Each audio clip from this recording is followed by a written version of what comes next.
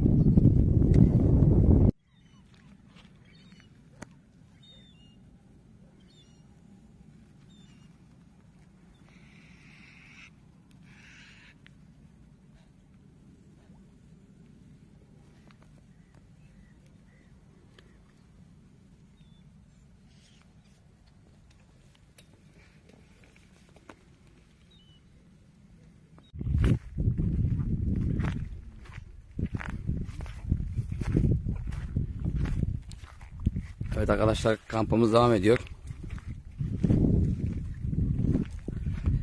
Alan gayet sakin. Hafta içi olduğundan kimse de yok. Amcaoğlu da sağ olsun kahvaltı hazırlıyor bize. Sucuklu yumurta yapıyor sağ olsun. Merhabalar. Güzel bir günden merhabalar. Oh mis gibi.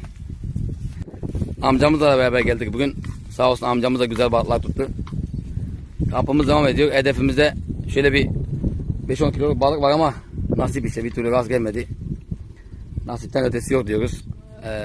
Kampa devam.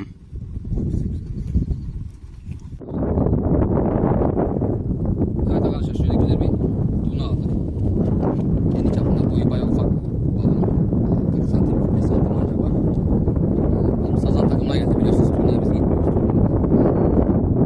Yanımızda gidiyorlar. Ama güzel yani.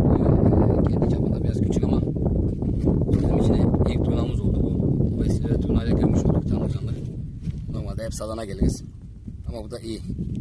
İnşallah daha büyüklerini ileriki zamana da almak ümidiyle.